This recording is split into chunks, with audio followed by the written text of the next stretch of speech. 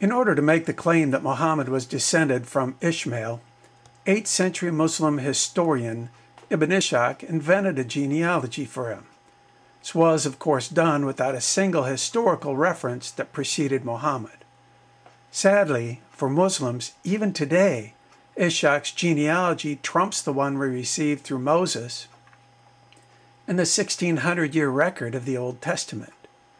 Not only did Ishaq assign what were, from his tribe, the Quraysh, modern Arabic language names, to the characters he created in Muhammad's lineage that were supposed to have lived thousands of years before, but he included only 40 generations between the two. There are 2,670 years between Ishmael and Muhammad. Suggesting only 40 generations would require over 66 years per generation. Yet we know from actual Arabian historical record that the average Arabian generation was about 17 to 20 years.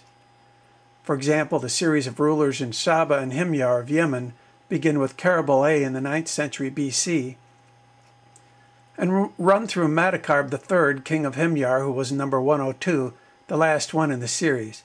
He reigned between 575 to 577 AD. These 102 kings span a period of about 1,400 years. Few of those rulers were brothers of the same generation, so there are actually around 75 to 80 generations in that line. Thus, we can conclude that the average Arabian generation was about 17 to 20 years. Muhammad himself had a 6-year-old wife that he consummated his marriage with when she was 9 years old, so a generation of 17 to 20 years would not be a surprise. Indeed, Muslims try to legitimize that marriage by declaring that desert-dwelling girls reached sexual maturity earlier than girls in other parts of the world, and that is what they suggest determines whether a girl is of childbearing age, though I don't believe the medical community would agree. So then the 2,670 years between Ishmael and Muhammad divided by 20-year generations would have required over 133 Arabic generations between Ishmael and Muhammad.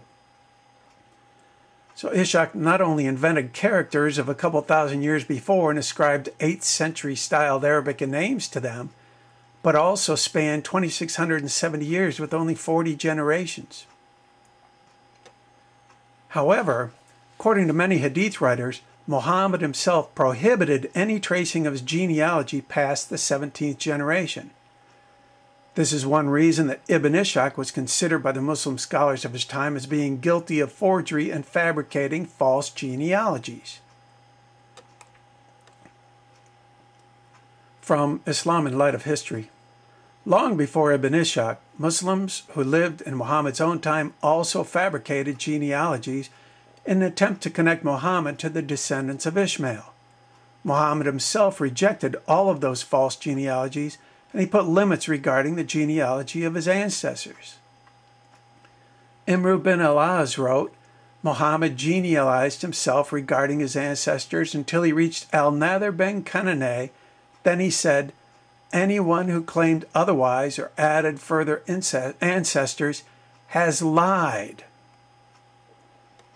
A couple thousand years of history isn't something that is recalled and recorded by a single man 2,000 years later, but rather is a result of a record that has been noted by the people that lived in or near the times that were written about, whether in cave paintings, on stone monuments, bowls, pottery, or written record of the times.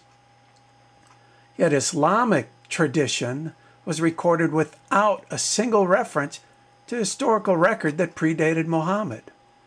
Muslims even today hold that Muhammad was a descendant of Ishmael, not only in spite of Muhammad's own prohibition against it, but even in light of the fact that the name Ishmael does not occur in a single instance within the archaeological or historical record of Arabia prior to the pens of the 7th and 8th century Islamic tradition creators.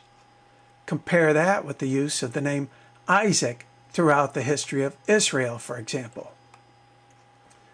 To our Muslim friends, will you continue to reject the 1,600-year record of God to mankind through all of the prophets and witnesses of God's Word, to follow the rehashed fables and fictional history of 7th and 8th century writers that did little more than expand on Ibn Ishaq's fictional history? Jesus saith unto him, I am the way, the truth, and the life. No man cometh unto the Father but by me.